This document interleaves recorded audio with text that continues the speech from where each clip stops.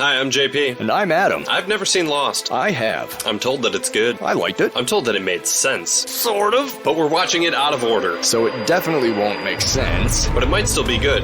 Since we won't expect it to make sense, we'll still be able to appreciate each episode on its own merits as a 1-hour story. Sometimes 2 or 3. As opposed to just a fraction of an ongoing, sprawling, and increasingly complex tangle of relationships, personal stories, mysteries, mythologies, experiments, social dynamics, unnatural disasters, unanswered questions, and hot tropical hookups. Are you okay? I'm not sure. Because you lost me a little bit there at the end. Well, good, because I've been lost since the beginning. We're lost on Lost. Welcome, everybody, to Lost on Lost. I'm JP Russell, and I'm joined, as always, by our very own 108-minute man, Adam Busher. That's me, baby. That is 108 minutes of fun. Yeah, so Adam, I recently heard about a concept in podcasting. It's typically for shows that aren't serialized, but were like semi-serialized. Sure. But it's a concept of basically like a benchmark episode, right? So after you've been running for a while, it's an episode that's a good starting point for new listeners. So they get kind of a feel for like what the show is like and what the hosts are like and everything like that. So I wanted to figure out what our benchmark episode would be. So I fed 1,000 hours of our podcast to a computer, and it spit out the results, and it determined that any episode of our podcast is a good episode for people to start with. They're all perfect. Can't disagree with those results. Yeah, and then the computer shot itself. Today, we're talking about Orientation, the 3rd episode of Season 2 and the 28th episode of Lost overall. Our centric character is the star of the Adam Sandler hit Anger Management, John Locke. Orientation takes place on the 44th and 45th days after the crash of Oceanic Flight 815. Adam? Yes, sir. Do you have a recap for us? I believe so. Let me. Yeah, here we go. Yeah. Okay. Leap of faith. On the island, we meet the most important character of Season 2, the Hatch. Also, John Locke, Jack Shepard, and Kate Austin meet a new friend. Sadly, they break his favorite toy. Oh. Hugo Reyes gladly observes that things are returning to normal, despite the fact that he lives on a deserted island and one of his best friends is an ex-Republican Guard soldier. Elsewhere, Jin-Soo Kwon, Michael Dawson, and James Sawyer Ford meet a girl. And in the before times, Locke tries out another wig, forgets his 6-month anniversary, and Kevin Taihe gets another day of work. Will they fix the computer? Will the Rafties escape the tiger pit? And what is the shelf life of Dharma Initiative ranch dressing? We'll answer all that, or not, and more, freshmen. We've got soda and snacks at Orientation here at Lost on Lost.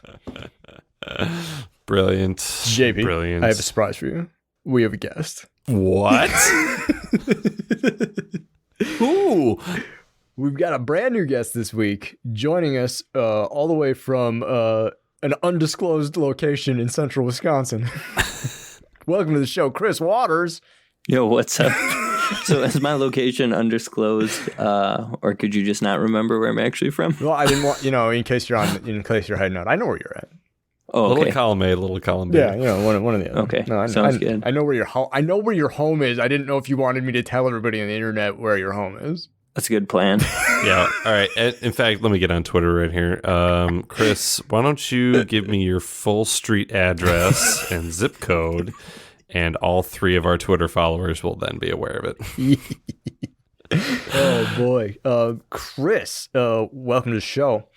Let's find out a little bit about you. Let's sort of introduce you to the audience. Why don't we start off with the first thing we normally do? Just what is your history with Lost? Your relationship with the show? Sure. Let's see. I started watching Lost when it originally aired, and I for a while was watching it as the episodes came out back in the Ice Ages when we had to watch and wait every week, and if you missed a week you'd be behind and not know what was going on. It was kind of easy to get off track with the show, as you can imagine. If you missed an episode, you just had to have somebody explain it to you. Which is somehow worse than a podcast of people watching it out of order. Yeah, so I think I made it through pretty much the first full season and started to watch the second season before I kind of just like didn't know what was happening and stopped watching.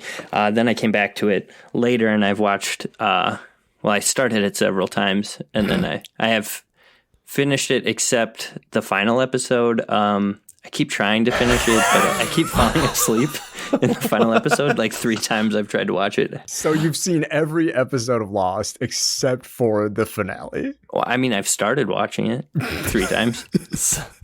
So you are the yin to my yang then? Pretty much. That's Okay, wild. That's incredible.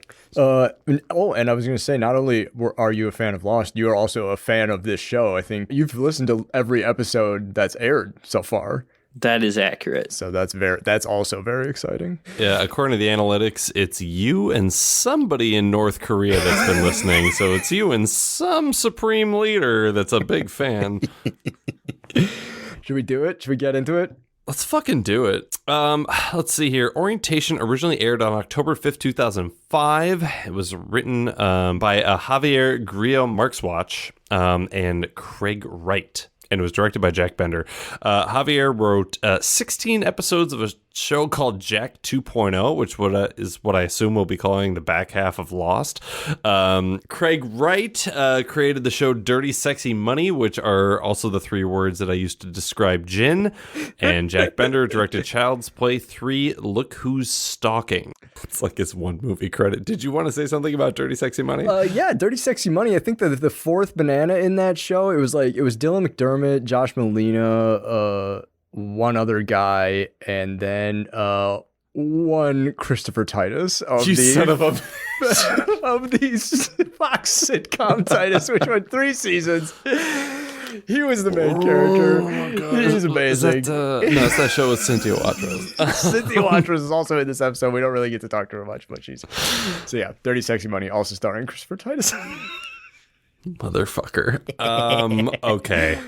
Let's get into this. We start with actually a scene that we've seen before. Yeah.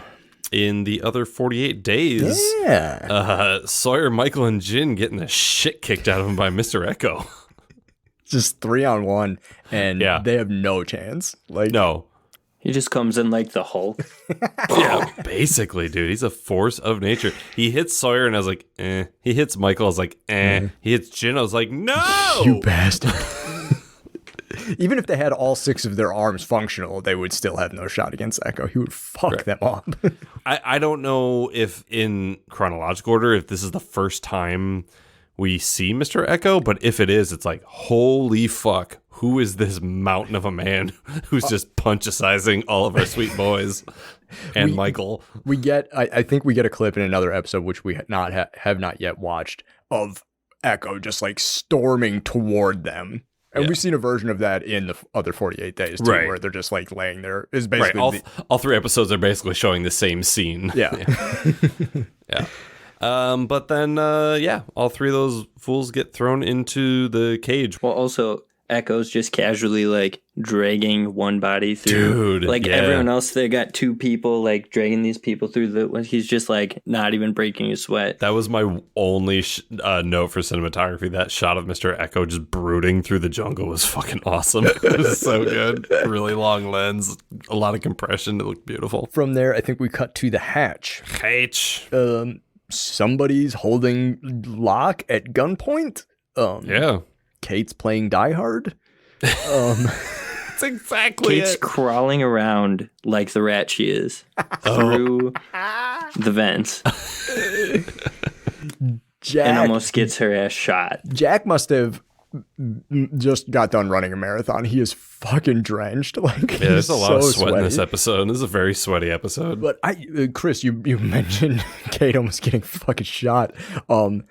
That bunker hatch thing is made out of like nothing but concrete and steel. Like everybody should be deaf, right? Right. Yeah. That's what I thought. Like that gun goes off. And it's like everybody immediately just like grabs their ears and winces. Like they can't do anything else anymore. Locke says something about destiny and all roads lead here, or Jack. Jack says that. He's like says it very like condescending. Oh, all the roads lead here, John, or whatever. It's like Jack boy. Jack woke up on the wrong fucking side of the bed for this episode, man. We'll get into that, though. Flashback. Locke is at some sort of group meeting. We can assume based on the chalkboard that it is that's an anger management class. Yeah. As the and then as the scene goes on, it's confirmed that these people are here because of anger and because he fucking snaps. Yeah. If anybody here needs this group, it's John. Yeah. Anger and trauma and things like that aren't a competition, but we have a young woman who's expressing frustration and anger because her mother stole $30 from her. And $30, to somebody who's kind of cash strapped, that's a non-insignificant amount of money, whether it be 2005 or today. Yeah. And Locke's kind of brooding. They say that he's been coming for a month, but he hasn't said much of anything. And he's like, yeah, my fucking dad stole my kidney, and then he dropped me like a hot rock. And it's like, oh, yeah, okay, John. I guess you do win this one. Right. Well, and that's the thing, too. It's like one person's pain doesn't negate another person's thing. It's not a zero-sum game. There's no pain and trauma to go around for everybody. Right. Yeah. And if the woman running the meeting wouldn't have gotten interrupted by John, she probably would have been like, well, what's the thing that's actually making you angry? Is it the $30 or is it the fact that your mother's lying and stealing from you? It's not the money. Right. It's the actions that, it's like, so, but we're not here to analyze how how that stuff works. Right.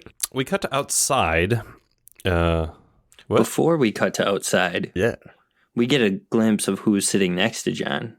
And it's the gem, Katey Sagal herself, which I was very excited about. I was equally excited to see her. I was like, fuck yes, dude. She's such a treat. We've seen her a little bit in a different episode from later chronologically. It appears that this must be the first time that John meets Helen. And as soon as I saw her, I was just like, oh, thank God. This normally it's tough to watch a Locke flashback because of how much of a bummer Locke's life pre-island is, but just the sheer fact that she's there, I'm like, okay, this will be nice. Yeah, totally.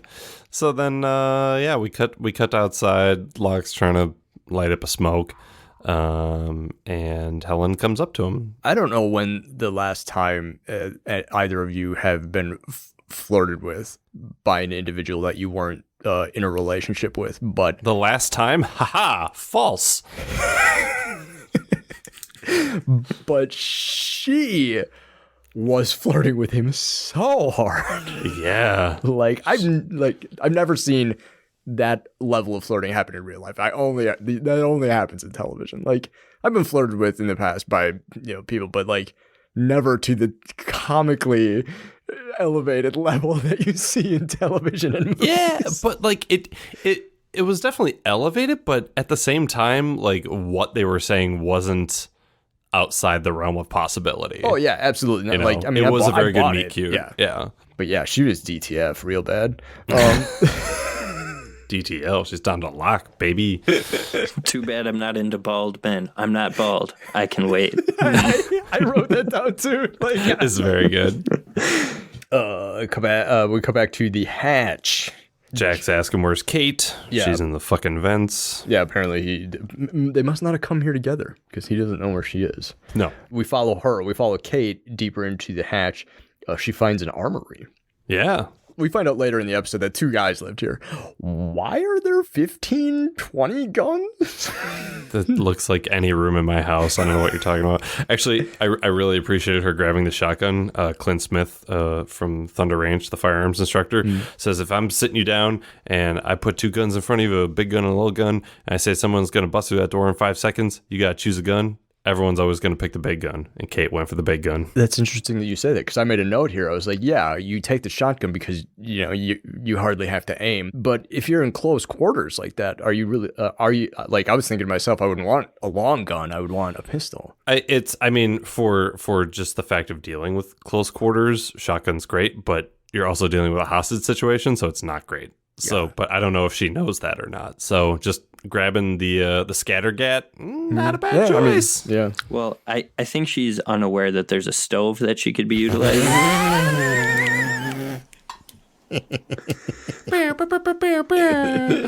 Oh, Chris with the stove reference. Man, I sure hope we get more Kate Stove action later on in this show.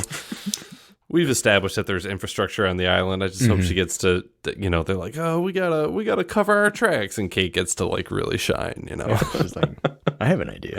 Yeah. Are you sure this is gonna work? And she's like, yeah. Yeah. But she gets the drop on Desmond. Yep. Doesn't shoot him, hits him with the thing.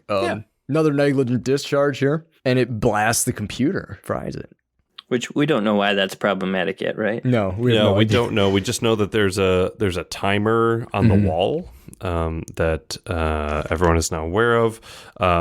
Jack gets to yell at Locke, don't tell me what to do, which I feel is the other half of the coin. Don't tell me what I can't do. Don't tell me what I can't There's do. just a lot. And I definitely wrote down, no one tells Jackie Jack what to do. Yeah. I have that tattooed across my waist.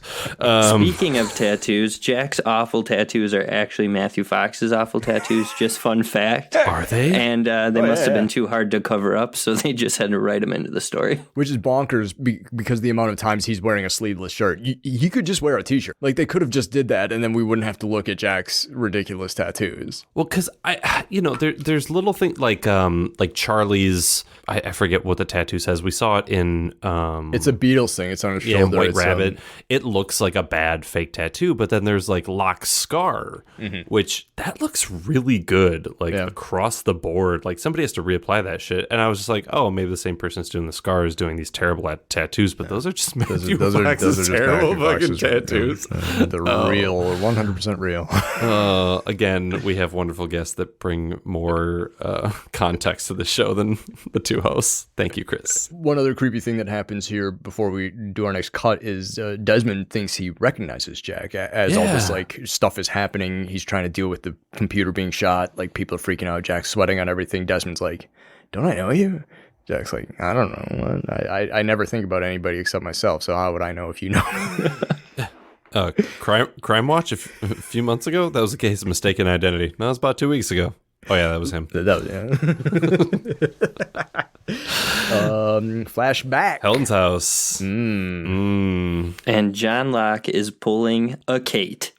Yeah, she totally. I have trouble sleeping in a strange bed. I think she said exactly that. Yeah, in a tent on the beach. On a beach, yeah. I was so disappointed in him because I, if you can't tell, have a distaste for Kate. It's starting to show through a little bit. You're tipping your hand ever so slightly. Just a little bit. But yeah, she's like, hey, where are you going? And it looks like he's gonna hit it and quit it. Yeah. But he's like, no, seriously, like I do like you. I can't sleep. I gotta just get out of here. And we find out that he leaves to go be a fucking creep. Mm-hmm. I can't spend the night. I have a hard time sleeping in a strange bed, and one of my free time activities is stalking, and I gotta get back to that. Yeah. In the most conspicuous fucking car in both model and color. All it's missing, it says like not a cop on the outside. He should have stole Helen's car because we're pretty sure that Helen drives a beige Volvo, which would disappear into the background of any place. But yeah, his bright red, his cherry red fucking VW Beetle. Jesus. Oh my god. And he parks like right outside we figure out that he's going to Anthony Cooper's place. He's like right at the end of his driveway. Yeah, so much so that Cooper gets in his car. It's like, yeah, you park right outside my fucking house, John. Like I've not only did I know now, I've known for a while. Like, yeah, what did he say? He's like, I thought this would stop once I moved, but like you followed me and said like now, like it was funny at first, but now I'm annoyed. This is like, man, if you didn't like the whole kidney theft thing was pretty bad, but like this is like some mustache twirling evil shit that Cooper says here. Cut back to the hatch. Desmond's trying to fix a computer. I think this thing's made out of math. Do math. Yeah, he's frantically running around. Why are the computer parts stashed all over the hatch? Why aren't all the computer parts on a shelf in the computer room? I don't know. Well, he probably didn't think some jackass was going to come shoot it with a shotgun. Not really That's the fair. point. Like I don't store my DVDs not next to my DVD player. Like I don't store my pens away from my paper. Like the two, they just go together. Actually, to be fair, all my DVDs are in a room that don't have a DVD player. Well, you're a maniac. Yeah, that's true. You have so many DVDs that you probably can't keep them next to your DVD player. That's Otherwise, correct. you wouldn't be able to see your TV. Yeah, there's too many copies of Ernest Scared Stupid. That is a great movie. I know. But Jack is starting this line of questioning, tell me how you got here. What's going on? It's like, got him at gunpoint. And Desmond's like, he does not give a shit that there's a guy with a gun who's screaming at him in the room. Yeah. He's just like frantically trying to figure this shit out. And he talks about how there's this other guy, or how he got there. He was like sailing around the world and he crashed here. And he met this guy named Calvin, was it? Mm-hmm. Yeah. And Kelvin was like, you're my number 2 now. We got to push this fucking button. We got to save the world. Mm-hmm. But then Kelvin died. Yeah. If you want to know more, go watch the cutscene in the other room. You remember Kelvin? No. Of course you don't remember Kelvin. Who the Chris, fuck do you is remember Kelvin? Kelvin? I mean, I know who Kelvin is. Yeah, you know who Kelvin is. Who the fuck is Kelvin? Kelvin Joe Inman, the DIA handler that taught Sayid how to torture people. Oh, piss on my... God damn it. Clancy Brown. Of course it's fucking Clancy Brown. Jack and John go look for the movie. Like Right. Desmond he throws it away to him. He's like, "Oh, it's behind Turn of the Screw. The projector's in the pantry. Why isn't the film by the projector?" But then this pissed me off, the way that John looks for the thing. He finds Turn of the Screw and he just like whips the book on the floor and just like, dude, like I know you're excited, but just like that's a book. Like set it down. You don't have to throw it. Come on, you're gonna ruin the spine. Cut to the beach. Hurley's throwing a ball to Vincent. Yep. Man's best friend. Sayid's dragging a footlocker across the dirt. Yeah, Really and very genuinely, Hurley just goes to help him, says something about like all that craziness with the baby snatching or something. This is something we absolutely have not seen. It's got to be related to either the season 2 premiere or the season 1 finale. Oh, okay. Yeah, he definitely brings up how they tried to snatch the baby. Yeah, I was like, and wait. how he's glad things are going back to normal. And then my favorite line of the episode, oh crap. As Kate runs in, Here comes Kate with some bullshit. So glad things are getting back to normal. Oh, Ah, shit. Kate's yelling, Sayid, we need you. And like, there's no urgency unless there's some fuckery about. Yeah. And Hurley's just like, oh, there's fuckery about. So then we cut back to the cage. Yep, back to the tiger pit. Jin thinks that their captors are others. It's like one of the only things that he can say. So and he's like, yeah, others. Mm-hmm. And for once, Sawyer is quietly talking to Jin while he is not understanding what he's saying. Very good. It might be the first time in the show that he's whispered.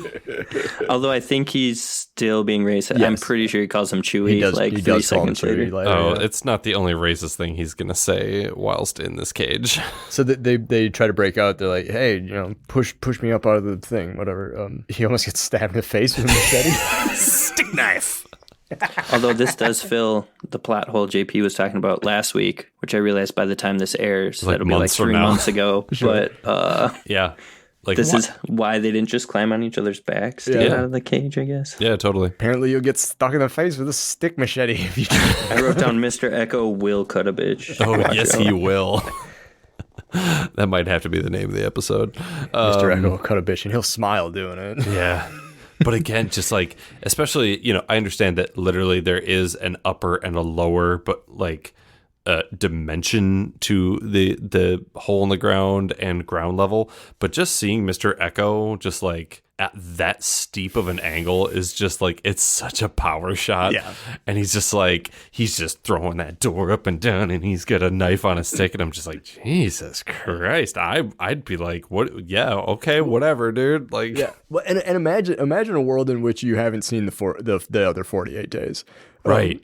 Like, this is not nice kind of priest, Mr. Echo. No. This is You've seen double him- knife throat kill, Mr. Echo. Well, and he doesn't speak He has not spoken or made a sound. Yeah. All you've seen him do is just beat the fuck out of people. Yeah. And wield weapons and be huge. Like, Yeah. So then they toss in another body. Yep. A lady. Oh. It's a girl. That's not a girl. That's a cop. Yeah, it's an undercover cop. I was going to say a woman, but all right. Right? Yeah, that's it. It's like, what do you did? The fucking Lost Boys? It's a girl. Yeah. Let's all move over to the other side of the tiger pit. She's got coos. And I guess I'm getting a little bit ahead because, like, she's still passed out at this point. But when she wakes up and introduces herself and uses her real name, I'm like, what kind of undercover cop uses their actual name when they're undercover? Like, how stupid can you get? I'm Magnum PI. Shit. Columbo. Shit. Murder, She Wrote. That's not a name. Dr. Murder, She Wrote. Cut back to the hatch. Jack and John are setting up the projector. Yeah. They're still arguing about the, like, I was like, I know they're talking about something on like a macro level is probably important for like the who Jack and John are as people, but I was just like, Yeah, whatever. Stop arguing. Just set up the movie so we can watch the movie. Yeah. Which they do. John is like, are you upset because he recognized you? Which we haven't really gotten into, but like apparently Desmond and Jack have met at some point. Yeah. Now we get into the motherfucking film, and this is a whole bunch of good Lost shit. So good. Oh my God. There's so many little things in this where like Brandel, was talking about being on the forums and like all the people talking about all the little shit. This is just like a gold mine of just creepy Lost shit. Yep. Here's a bunch of stuff for people to obsess about. Who are the DeGroots? Who is Alvar Hanso? Why is this the third of 6 videos? Yeah. What the is Swan? Who is Dr. Candle? Like so much like lore, mystery, mythology shit. Like like I was like sitting there. I was like, man, if they would have made a show that was just found footage of the Dharma Initiative in like instructional videos, I would have watched that. I would have watched that show 1,000 times. I did have a note here that the feeling that I got watching this is probably what right wingers feel like when leftists suggest universal healthcare. Like, this sounds like fucking communist propaganda, but whatever.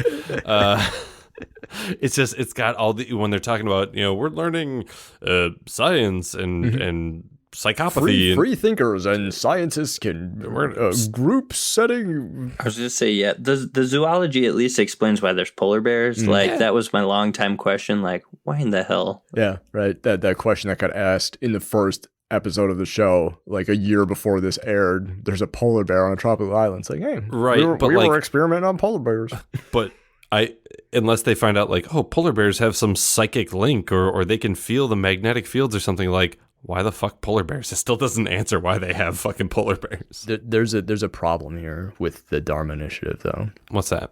They've got a lot going for them as far as like sort of progressive thinking, as far as like trying to research into the future and the pursuit of knowledge and like you said, communal communist-esque thinking and like obviously some sort of Eastern influence with the Namaste greeting and stuff like that. We find out during the video that the Dharma Initiative benefactor is a gentleman named Alvar Hanso. Yeah. He's a munitions magnate. The Dharma Initiative is funded by the military-industrial complex. It's all a front. It's a front for weapons research. Eisenhower warned us about all this shit. Yeah. Exactly. Yep. One of the last good Republican presidents. And that's a lot for you to say that. The video ends. I wrote this down. And Locke's like, we're going to need to watch that again. Why? Yeah. It wasn't that long. Did you not get it? I think I absorbed it. Well, yeah, and it's not like there was anything, like just watching it the one time through in real time, I'm like, yeah, okay, I get it. Basically no information other than push the goddamn buttons. Right. Like, don't let the timer run out. Yeah, exactly. Which, again, it has a very Fallout-esque Yeah, Vault Tech, that's the other thing I was thinking. Yeah. Just like, we're giving you an official thing. We're telling you this is really important. You better do it. But it's absolutely a social experiment, like Jack later suggests. Yeah, it's like the real premise here is don't go outside because you'll be irradiated. That's what this experiment is going to figure out. Right. Well, in case you were wondering, I have another fun fact. Yeah. Excellent. Just so you know, the numbers, which I don't know if they've said the numbers yet, but these come back 4, 8, 15, 16, 24, 42. The sum of all these numbers is 108. Yeah, that's how many beans there were in the jar. And if you take 108 and times it by 5, you get 540, which is the number of days the orientation film said the team would be in the Swan Station. And the 5 is, there's 5 stations, so... Well, that's some interesting numerology there, Chris. Chris, do you want to be our official Lost on Lost field correspondent? No thanks. That's a lot of work. It pays terrible. You actually have to pay us. Yes. Get like a free cup of coffee once every 6 months. There you go. Ooh, whoa. Every 6 months? Calm down there, Slugger. You're going to negotiate with that? We cut to the flashback. The next flashback. It is their 6-month Anniversary. That's not the word. And the root of anniversary, annual. Anniversary by definition is 1 year. You can't have an anniversary that's less than a year. There's the Victoria's Secret semi-annual sale. Come on, like semi-annual. She didn't say it's our semi-anniversary. She said it's our 6th month. Well, but Helen said, she's like, it's like kind of an anniversary. It's because it's not an anniversary. 6 month. They're celebrating the 6 month, whatever, of, the date of they've been together. Whatever. It's not an anniversary, and she's right, and I agree with her. You really want to die on this fucking hill, don't you? Everybody should be on this hill because it's just correct. All right. It's a 6 month. Tom Offer Westort was the first person I ever heard use the word month-iversary. And so that's what I would call it. This is our 6-month anniversary. Okay, all right. So yeah, fine. So it's their 6-month anniversary. Helen got John a present. Ooh, still wrapped up in a little box of the boat. He's like, I didn't get you anything because he's still dealing with a lot of like narcissism and anger and all kinds of stuff. Well, like, he's still very 6 month is not it's a not thing. An anniversary. You don't have to buy a present. Exactly. It's also not yeah. But she gives him a key. But she gets him something that, like, if I were seeing somebody for 6 months and they gave me a key, I'd be like, yeah, that's an appropriate present. I like that. That's, it makes sense to me. She says, you'd be tired of knocking. This is like, you can come over whenever. I'm down. Come on in. But it comes with cost beyond the dollar. It cost her to copy it. Mm-hmm. Which, fuck, man, I wish I when I moved into my new apartment, I had to have a spare set of keys made. I think that ended up running me like $8. It was fucking bullshit. Thanks, Obama. Although I did write here that, Helen's a gem because I think it'd be, just easier for her to be like, Jesus, this guy's kind of fucked. But she's like, I'm willing to give this a shot if you are, and I think that's admirable. It's much easier to just walk away, and she chooses not to. Yeah. She's got so much patience, and it's not like patience to a fault either. She's like, this dude, it's old dog, new tricks. He's got anger issues to deal with. They met at anger management. It's like he's not going to be all better overnight, but she's willing to check it out. Here, I got you this. It's a key. I changed my locks, and this is one of the old ones. Don't ever contact me again.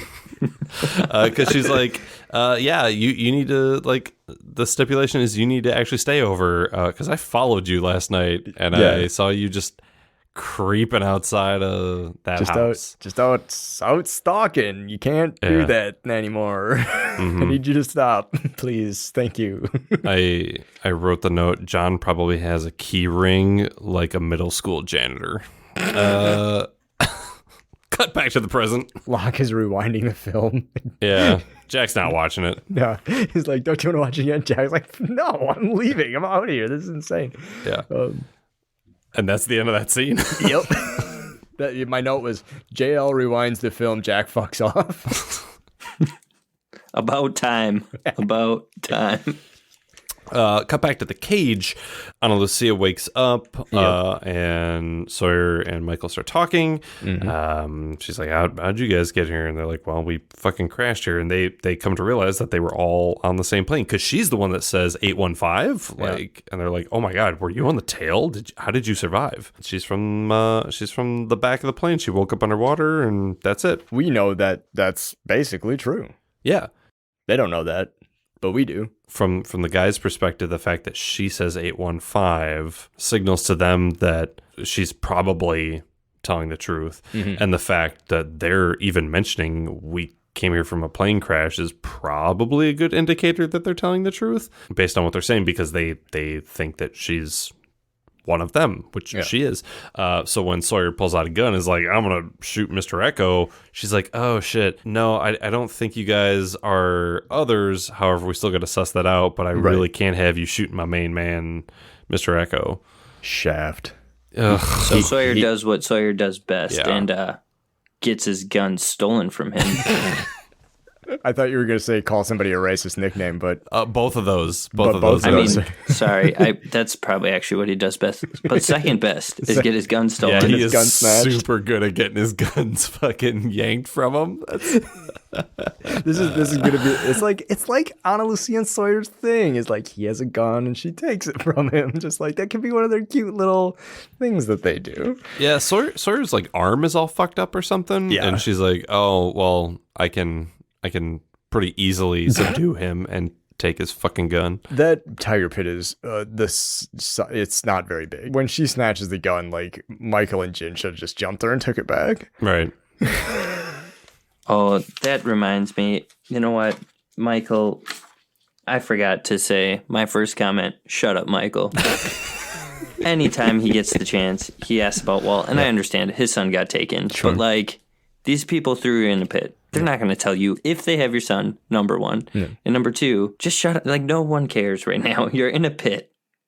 Why do you care about Walt? Why don't you get out of the pit first? Prioritize yourself. Yeah, you've got a different new number one priority. It's no longer locate Walt. It's get out of the pit. When they're having this conversation, I'm picturing Mr. Echo just laying on the ground, like on his stomach, crossing and uncrossing his legs, like just outside of their field of view, like listening really intently, like, who's gonna say what next? Because Sawyer's like, it's weighted down with something. It's Echo. He's laying. This is that unmovable object. Oh boy. Cut back to the hatch. Desmond soldering. Jack is just asking more questions. Being a fucking asshole. They wrote quarantine on here to, it's all a mind game. Did you ever think about that? And Desmond's like, every day. All the day. Every time that I think about anything. I've only been able to sleep 90 minutes at a time for the past 3 years. Thanks, Doc. I'm insane. Like, like, which I really appreciated Desmond's sort of candor in that, just to be like, I do think about it all the time. Thank you, motherfucker. Like, you thought that I didn't think about that in the last couple of years? Like, you're a fucking idiot. Yeah. There are so many people in this episode that 100% know exactly what they're supposed to do, and every single one of them's wrong about it.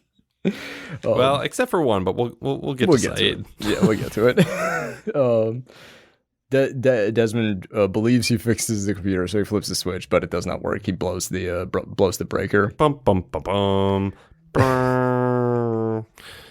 The computer also, does it smoke again? Does he burn something else out on the computer? It trips like a circuit breaker, like all the lights go off. But that's enough. But Desmond's like, well, I tried. Out of warranty now.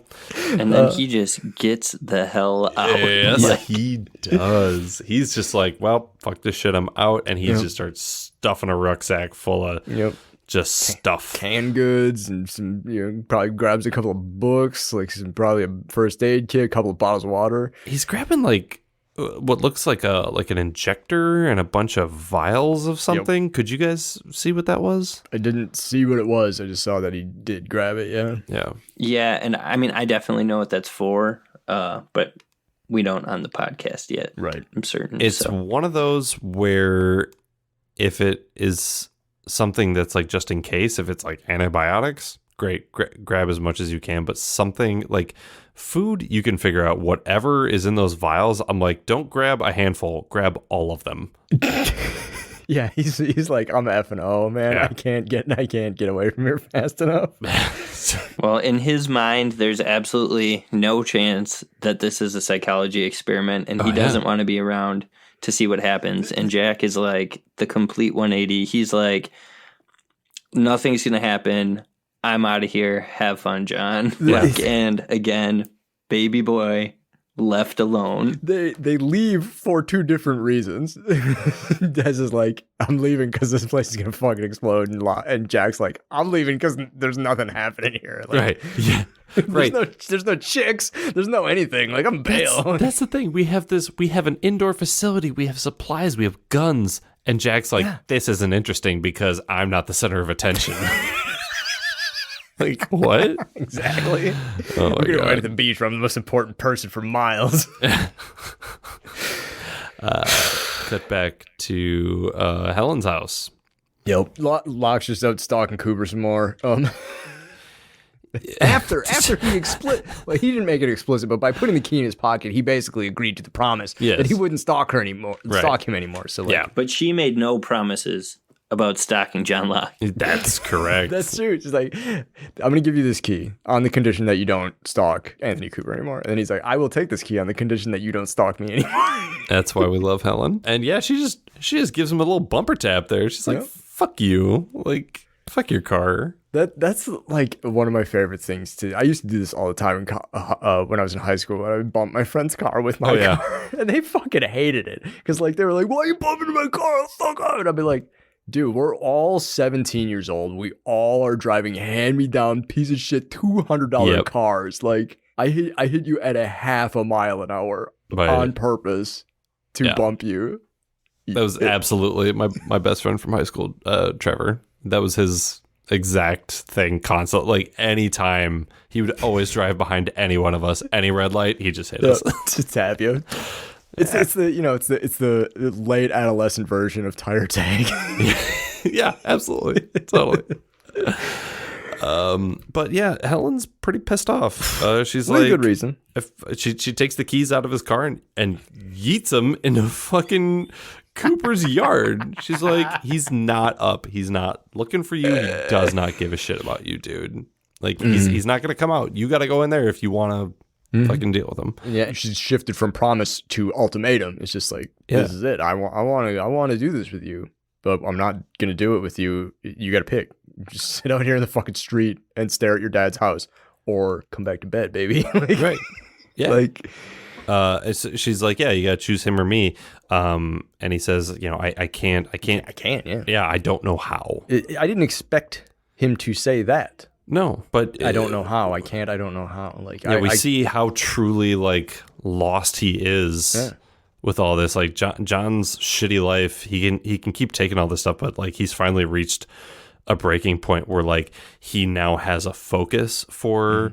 It's not just, I had a bad job and, all these circumstantial things keep happening to me. He finally has someone who has actually wronged him, somebody who he can like point directly to, who's like, this is the cause of my pain, and he doesn't know what to do with that information. The parallel on the island is, I think he literally screams out, like he finally breaks. He yells when he's alone in the bunker, like, what am I supposed to do? Yeah. Like, totally. To the island or whoever he's talking to. Yeah, just after Desmond and Jack left him, they finally left him alone in the dark with the broken computer, Yeah, what am I supposed to do? That's just screams it out. It wasn't supposed to be like this. Come back to the hatch. Back to the hatch. Kate, Sayid, and Hurley jump to the rescue.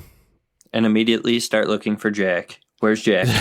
Nobody gives a single shit. I thought this was funny because like Sayid's just like sitting at the computer and he's like, "Go find the breaker. I'll orient you from here." Yeah. It's like, you Right. can help. Like, you can't work on the computer till the power's back on. Go help them find the breaker. Right. You can always come back to the computer. Sure. Follow the conduits. What's a conduit? Yeah. Hurley keeping it real. What's a conduit? I know what a conduit is, but like when he asked it, I was like, yeah.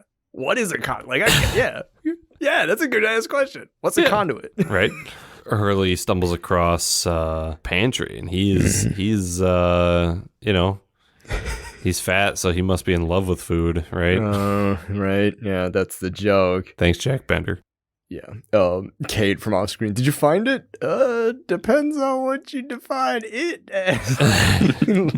Because, yeah, we've been eating nothing but fucking mangoes and coconuts for the past month and a half. Yeah, I found it. I fucking found it. Yeah. We cut back to the jungle. Desmond's just booking it. Just bail. Yeah, just like he trips, spills his stuff all over. It's understandable. It's really fucking hard to run with a backpack on.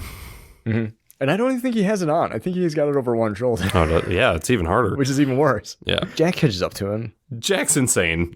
Yeah. Right. I wrote down here, I don't understand Jack or his motivation. No, or like not at all. What he's trying to prove. Like, why chase him down with the gun and make like you say you don't care, but obviously you care. I don't know what's happening with him. Like, he's got some shit he needs to work out. Here on the podcast, we still have a gap of give or take 4 episodes. Mm-hmm. We haven't seen the season 1 finale. We have not seen the season 2 premiere, and we haven't seen the episode just before this one. The only thing that I could think of about Jack the entire time is like, this dude's got to be on no sleep for the past 4 days. Yeah. Like, he's ragged, he's wild-eyed, he's sweating, and yeah, he's completely irrational. He catches up to Desmond really quickly, but he's getting on him about, he's like, I don't know what's gonna happen. Either I'm gonna be right or you're gonna be right, or I'll be wrong or whatever.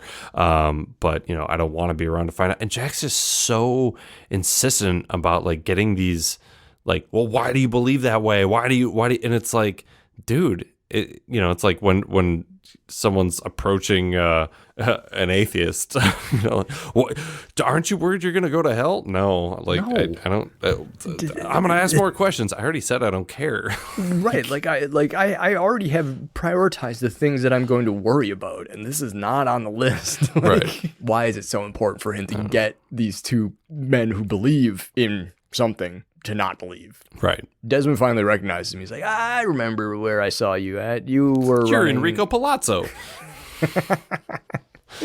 We were running together in Los Angeles. You were complaining about a girl. You had twisted your ankle.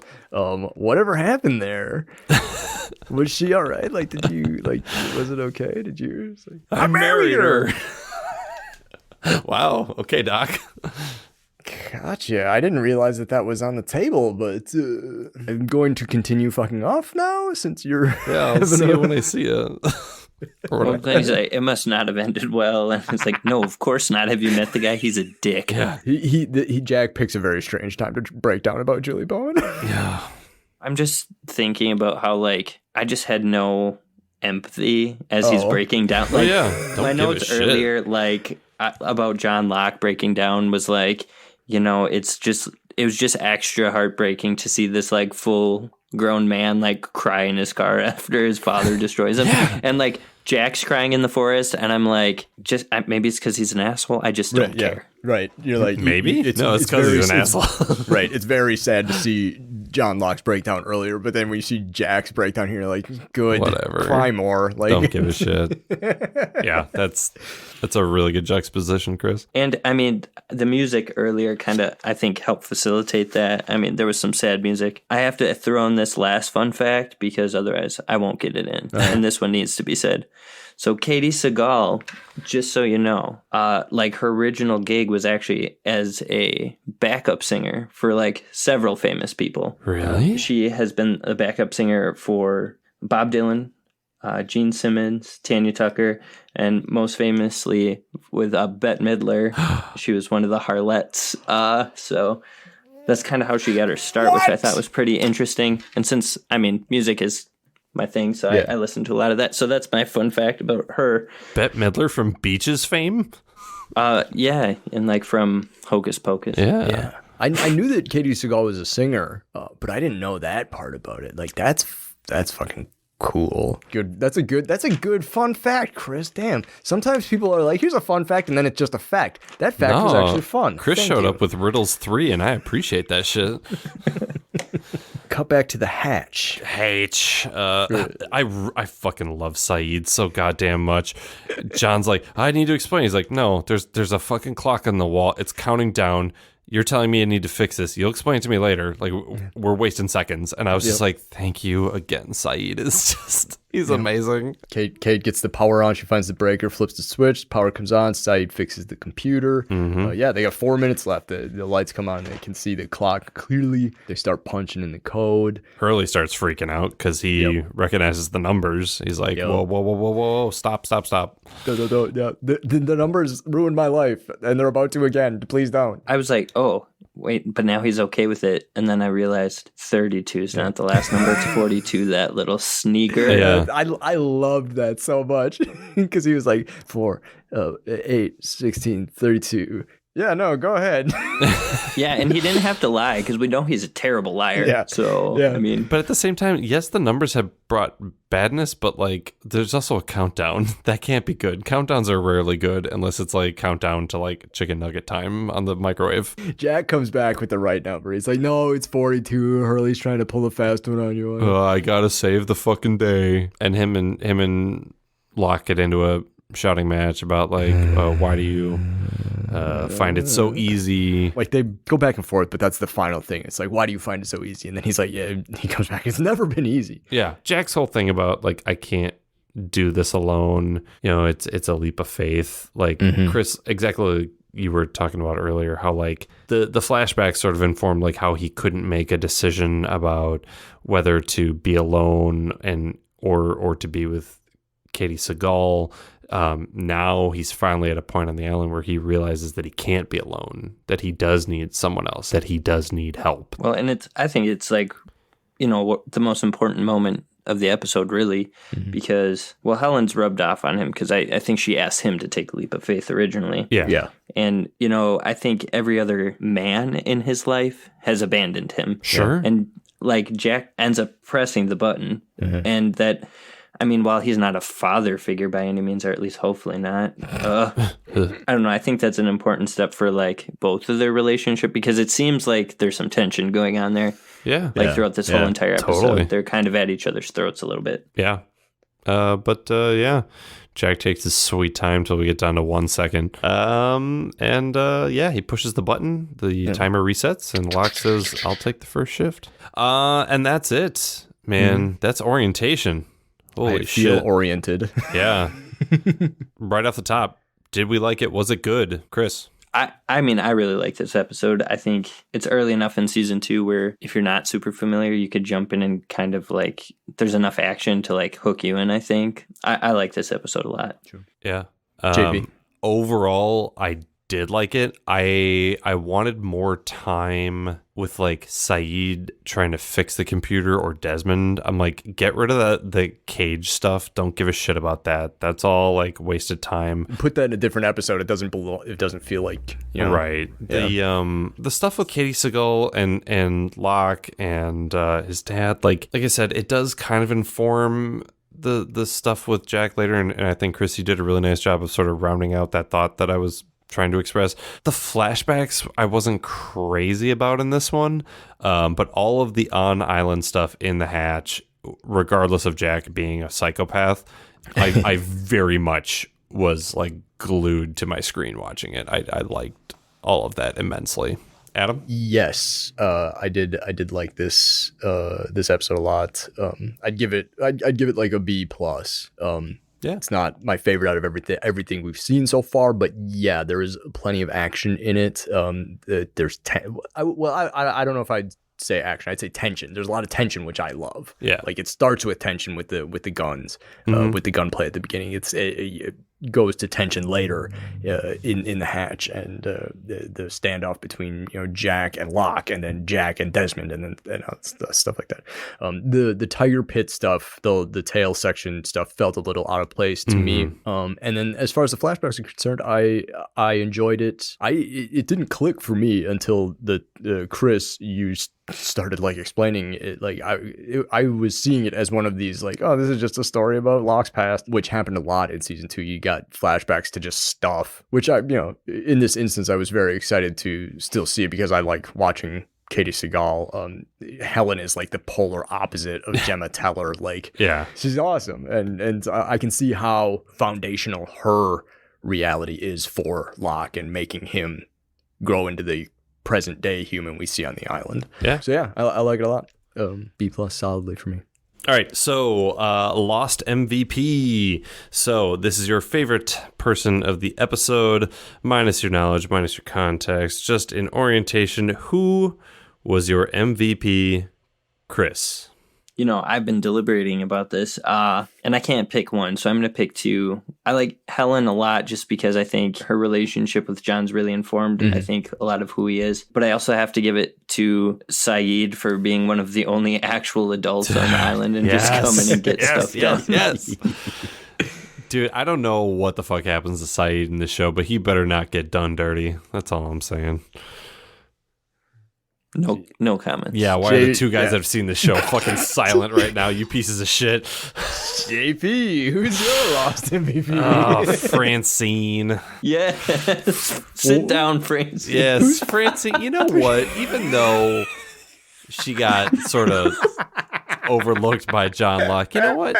She's trying, okay? The relationship between a mother and a daughter, or a child and any parent, is complex. And especially when your parents are bleeding you financially, when, that's what you did for most of your childhood. To them, you know what? She's there. She's trying to better herself. She's trying to be the bigger person. I appreciate the work and the hours that Francine's putting in. Adam. Sayid. Okay, we're all picking good picks today. Fine, Jin. English is getting better. No, I was looking so hard to find a joke pick, and I couldn't think of one, because like I got to the end of the episode, and Sayid was nailed down for me strictly because of this line. This argument is irrelevant. Yeah. As soon as he said that, I was like, yeah. And that could apply to every conversation that John and Jack have had this entire episode. This argument is irrelevant. And then as he says that, he's moving to push the button, and Locke's like, don't. Yeah. Sayid's like entire plot line is just like a perfect speed run. He's just like, exactly. Just like, it's satisfying. It's good. Yes. Yeah. Right to the point. Love it. Specifically for this argument is irrelevant. Yes. Okay. Lost forever. Who did you hate? Who sucks shit? Who just needs to get jettisoned from the hatch forever? JP, why don't you go? Oh, we don't know much about him, but at the same time, fuck Alvar Hanzo. You know what? That guy's a 1%er. He's fucking Illuminati. I don't like him. Eat the rich. Fucking military industrial complex. Fuck them all. That's right. I don't like him. Fuck that guy. Yep. Just his fucking Orson Welles fucking shadow picture of him up in his tower, literally in his tower. Yeah. If Pizzagate was real, he'd be involved. So fuck that guy. Adam, who's your Lost forever? It's a tie for Jack and John Locke. Hey, careful. Specifically for the argument that led up to Sayid telling them that their argument was irrelevant. Yeah, okay, that's fair. They're bickering back and forth as the clock is running down. You've got to push the button. I need you to do it. Like, the two of you, shut up. This is the same conversation you had during the projector. This is the same conversation you had in the hallway when you were looking for the projector. One of you listened to the other one. I know neither one of you can do it because you don't listen to each other. It's the same conversation that they had in White Rabbit after Locke saves him from falling off the cliff. It's this whole concept of you just gotta believe. I don't find it easy to believe. It's just like, you two fucking bozos. Right. Just kiss and get it over with. So yeah. Jack and JL. Yeah. Coming back to Chris. I know we're supposed to keep this to just this episode. Yeah, whatever. So I have troubles because I want my Lost Forever to be Kate, and in the most non-sexist way possible, mostly because she's not great around a kitchen. But God. Got her. I think if I had to choose one who's just John Locke's dad, and I never remember his name. Anthony because Cooper. He's not worth remembering. It's just a real piece of work. Yeah. So he could just be lost forever, and I would That's totally fair. Yep, solid pick. He's not a Anthony great Cooper grifter. sucked.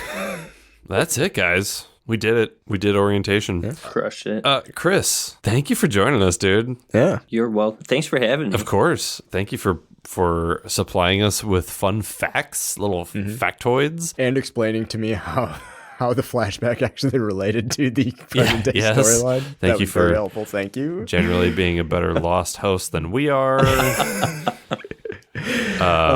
Is there anything you wanna plug or promote to the folks out there listening at home? I don't have any podcasts of my own or anything, but I guess I'd like to just give a general shout out to all my fellow teachers. We're going through some trying times, so if you got some teacher friends, maybe buy them a cup of coffee or something, because got a shortage kind of going on, and there's no subs. A lot of people working extra hours, so we'd appreciate that. Support all your teachers except Nick Brandel. You heard it here first on Lost, folks. Well, and speaking of Lost, if you're trying to be lost with us, next episode here, we're going to be watching Season 2, Episode 8, Collision, with Ana Lucia. So, look forward to that one, talking about the cops. Everyone's favorite disaster of a cop. Yeah. Oh, boy. It's going to be a rough one. Well, thank you, Chris, again for coming on the show, and thank you out there for listening. This has been Lost on Lost, and I'm Adam. I'm JP. Do you have any idea what's going on the show? Nope. Me neither.